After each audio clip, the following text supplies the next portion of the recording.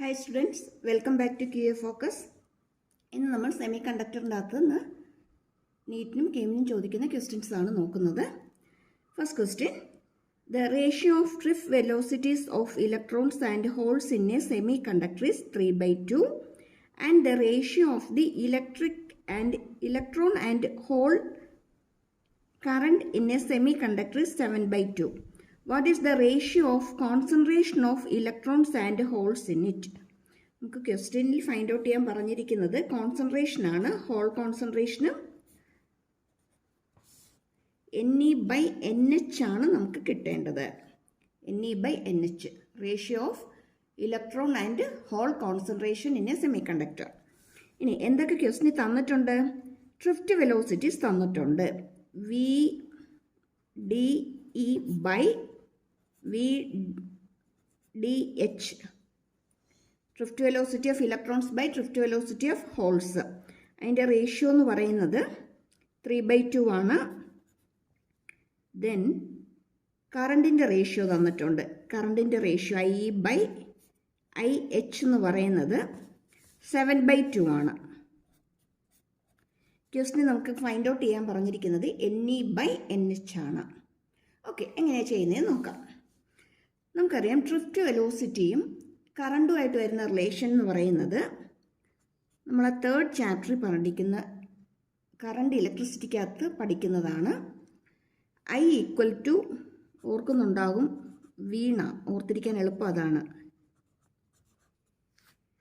അല്ലേ, വീണ, ഓർക്കുന്നുണ്ടോ? ഓക്കെ, ഇനി ഇവിടെ കറണ്ട് I എന്ന് പറയുന്നത് എന്നിനും drift വെലോസിറ്റിക്കും directly പ്രൊപ്പോർഷണലാണ്.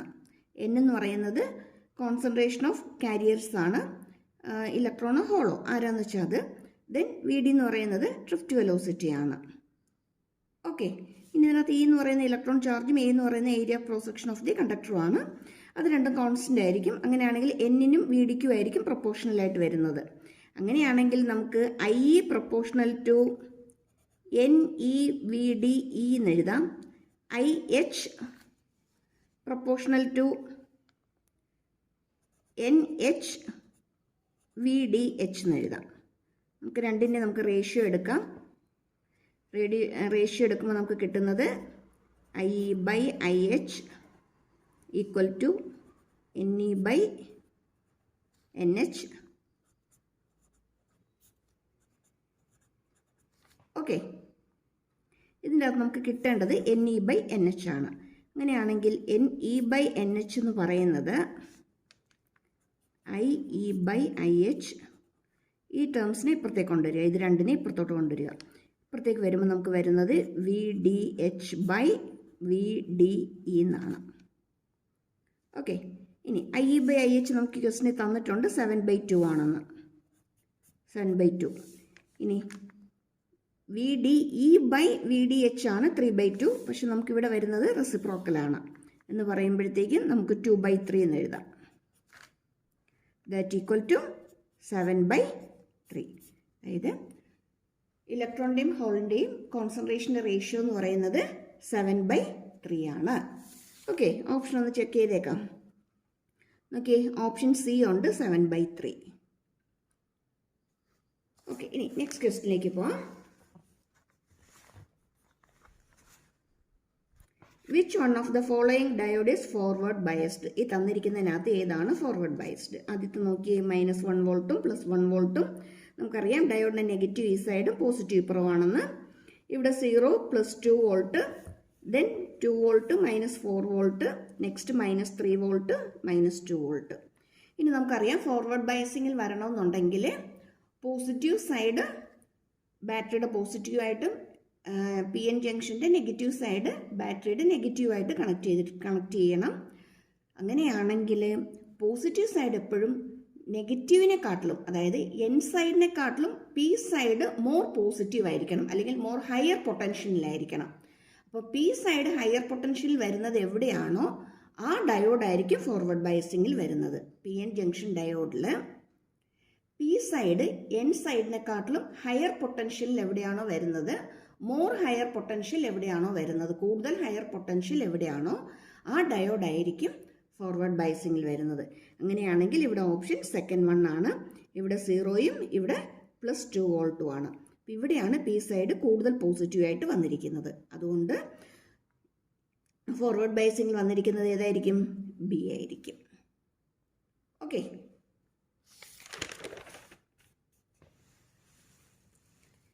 Next question is the ammeter reading in the following circuit for silicon diode. നമുക്കൊരു സർക്യൂട്ട് തന്നിട്ടുണ്ട്. സർക്യൂട്ടിനകത്ത് ഒരു ഡയോഡ് കണക്ട് ചെയ്തിട്ടുണ്ട്. ക്വസ്റ്റ്യൻ പറയുന്നുണ്ട് അത് സിലിക്കൺ ഡയോഡാണ്. ഇനി ഇവിടെ ഒരു റെസിസ്റ്റർ ഉണ്ട്, 150 ഓം ആണ്. ബാറ്ററി കണക്ട് ചെയ്തിട്ടുണ്ട്. ഇവിടെ ഒരു അമ്മീറ്റർ തന്നിട്ടുണ്ട്. നമുക്കിവിടുത്തെ അമ്മീറ്റർ റീഡിംഗ് വേണം ഫൈൻഡ് ഔട്ട് ചെയ്യാനായിട്ട്. അമ്മീറ്റർ റീഡിംഗ് എന്ന് പറയുന്നത് നമുക്കറിയാം കറണ്ടാണ് അല്ലേ? കറണ്ട് I ആണ് അമ്മീറ്ററിനകത്ത് നമുക്ക് കിട്ടുന്നത്. I എന്ന് പറയുന്നത് V/R ആണ്. പക്ഷേ ഇവിടുത്തെ V എന്ന് പറയുന്നത് ഈ സർക്യൂട്ടിനകത്ത് നെറ്റ് വോൾട്ടേജ് ആയിരിക്കും. ഈ സർക്യൂട്ടിനകത്ത് നെറ്റ് വോൾട്ടേജ് എന്ന് പറയുന്നത് applied voltage minus voltage across the diode ആയിരിക്കും. Applied voltage minus voltage across the diode ആയിരിക്കും.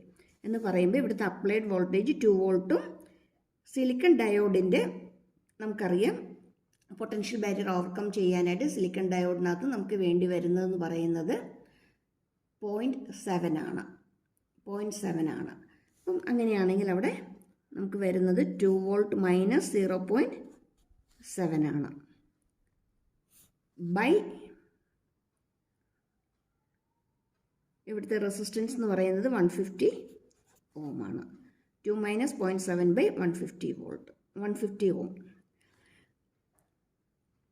ഇവിടെ ഡയോഡ് വോൾട്ടേജ് എന്ന് പറയുന്നത് നമുക്കറിയാം ജെർമേനിയം ആണെങ്കിൽ 0.3യും സിലിക്കൺ എന്ന് പറയുന്നത് 0.7ഉം ആണ്. എനർജി ഗ്യാപ്പ് അല്ലേ? നമുക്കറിയാം സെമി കണ്ടക്ടറിനകത്ത് എനർജി വാലൻസ് ബാൻഡിനും കണ്ടക്ഷൻ ബാൻഡിനും ഇടയ്ക്ക് എനർജി ഗ്യാപ്പ് ഉണ്ട്. ആ എനർജി ഗ്യാപ്പ് ഓവർകം ചെയ്യാനുള്ള പൊട്ടൻഷ്യൽ നമ്മൾ അപ്ലൈ ചെയ്തെങ്കിൽ മാത്രമേ അതിൽ കൂടി കറണ്ട് ഫ്ലോ പോസിബിളായിട്ട് വരികയുള്ളൂ. ഇനി ഇവിടെ നമുക്ക് 0.7 ആണ്. അപ്പോൾ 2 മൈനസ് 0.7 ബൈ 150 എന്ന് വരും. ഇത് സോൾവ് ചെയ്യുമ്പോഴത്തേക്ക് നമുക്ക് കിട്ടുന്ന വാല്യൂ എന്ന് പറയുന്നത് 8.66 മില്ലി ആംപിയർ ആണ്. 8.66 മില്ലി ആംപിയർ ആണ്. നമുക്കിവിടെ ഓപ്ഷനിൽ തന്നിരിക്കുന്നത് 8.6 ഇല്ല, 8.7 മില്ലി ആംപിയർ ഉണ്ട്. Okay, 8.7 milli ampere. ഓക്കെ,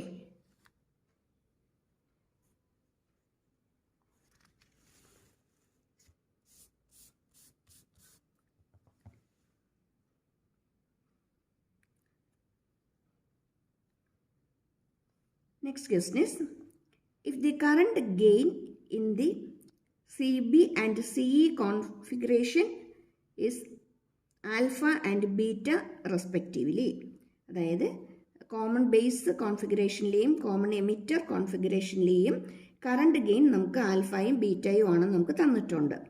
നമ്മളടുത്ത് ഫൈൻഡ് ഔട്ട് ചെയ്യാൻ പറഞ്ഞിരിക്കുന്നത് beta minus alpha by alpha ബീറ്റയുടെ വാല്യൂ ഫൈൻഡ് ഔട്ട് ചെയ്യാനാണ് ക്വസ്റ്റ്യൻ ചോദിച്ചിരിക്കുന്നത്. ഓക്കെ, നമുക്കിതെങ്ങനെയാണ് ചെയ്യുന്നത് നമുക്കൊന്ന് നോക്കാം.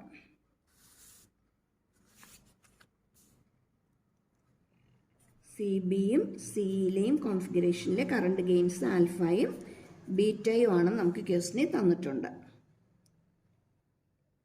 ഇനി നമുക്കറിയാം ബീറ്റ എന്ന് പറയുന്നത് ആൽഫ ബൈ 1 മൈനസ് ആൽഫയാണ്. Okay, alpha by 1 minus ആൽഫയാണ്.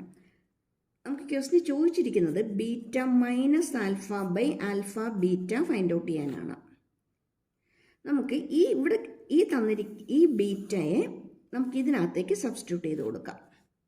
ഈ ബീറ്റ നമുക്കിതിനകത്ത് സബ്സ്റ്റിറ്റ്യൂട്ട് ചെയ്ത് കൊടുക്കാം. എന്ത് വരും നോക്കാം. അതായത് ഇവിടെ ബീറ്റയ്ക്ക് പകരം alpha by 1 minus alpha minus alpha ഇവിടെ ഉണ്ട്, ആൽഫ ആണ് ഇൻഫിനിറ്റി അല്ല, ബൈ ആൽഫ ഇൻറ്റു ബീറ്റയ്ക്ക് പകരം alpha by 1 minus alpha equal to, ഇവിടെ നമുക്കറിയാം ക്രോസ് മൾട്ടിപ്ലൈ ചെയ്ത് LCM എടുത്ത് ക്ലിയർ ചെയ്യുമ്പോഴത്തേക്ക് നമുക്കിവിടെ ആൽഫ മൈനസ് ആൽഫ അല്ലേ? ഈ മൈനസ് ആൽഫയും കൂടി പ്ലസ് ആൽഫ സ്ക്വയർ എന്ന് വരും. By 1 minus alpha whole divided by alpha into alpha. Alpha into alpha എന്ന് പറയുന്നത് ആൽഫ സ്ക്വയർ ആണ്. ബൈ 1 മൈനസ് ആൽഫ വരും. Alpha square by 1 minus alpha. Okay, ഇനി 1 മൈനസ് ആൽഫ ക്യാൻസലായി പോവും. ഇവിടെയും മൈനസ് ആൽഫയും പ്ലസ് ആൽഫയും കട്ടായി പോവും. ബാക്കി നമുക്ക് കിട്ടുന്നത് alpha square by alpha square that equal to 1. അങ്ങനെയാണെങ്കിൽ beta minus alpha by alpha ബീറ്റയുടെ വാല്യൂ എന്തായിരിക്കും? 1 ആയിരിക്കും. ഓക്കെ, ക്ലിയർ അല്ലേ? ഇതൊക്കെ നമുക്ക് readymade theory type readymade questions ആണ്. ഇത് കൂടുതൽ ചെയ്ത് പ്രാക്ടീസ് ആയിക്കഴിഞ്ഞാൽ ഇതിൻ്റെ വാല്യൂസ് നമ്മുടെ മൈൻഡിലേക്ക് തന്നെ ബൈ ഹാർട്ട് ആയിക്കോളും. അങ്ങനെയാണെങ്കിൽ നമുക്ക് എക്സാം ടൈമിൽ വർക്കൗട്ട് ചെയ്ത് നോക്കേണ്ട കാര്യമില്ല. നമുക്ക് നേരിട്ട് എഴുതിപ്പോകാം. നമ്മുടെ ടൈം ഒത്തിരി നമുക്ക് സേവ് ചെയ്യാനായിട്ട് പറ്റും. ഒരിക്കൽ കൂടി റിപ്പീറ്റ് ചെയ്യുകയാണ്. സബ്സ്ക്രൈബ് ചെയ്യാത്തവർ ഒന്ന് സബ്സ്ക്രൈബ് ചെയ്തേക്കണേ, മറന്നു പോകരുതേ. പിന്നെ എക്സാം അടുത്തു, ഇനി ഒട്ടും തന്നെ ടൈമില്ല. എക്സാമിന് ഹെൽപ്ഫുള്ളായിട്ടുള്ള ഒത്തിരി പ്രീവിയസ് ക്വസ്റ്റ്യൻസും പ്രാക്ടീസ് ക്വസ്റ്റ്യൻസും നമ്മുടെ ചാനലിൽ അപ്ലോഡ് ചെയ്തിട്ടുണ്ട്. കാണാൻ മറക്കരുതും. തീർച്ചയായിട്ടും നിങ്ങൾക്ക് യൂസ്ഫുൾ ആയിരിക്കും. അപ്പം സബ്സ്ക്രൈബ് ചെയ്യാനും ലൈക്ക് ചെയ്യാനും ഷെയർ ചെയ്യാനും മറന്നു പോകരുത് കേട്ടോ. ഓക്കെ, അടുത്ത ക്വസ്റ്റ്യനിലോട്ടൊന്ന് പോവാം.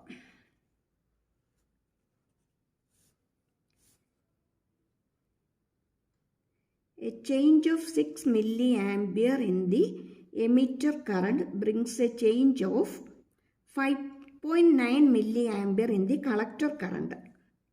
The value of beta is, ആംപ്ലിഫയറിനെ ബേസ് ചെയ്ത് വരുന്ന ക്വസ്റ്റ്യൻ ആണ്.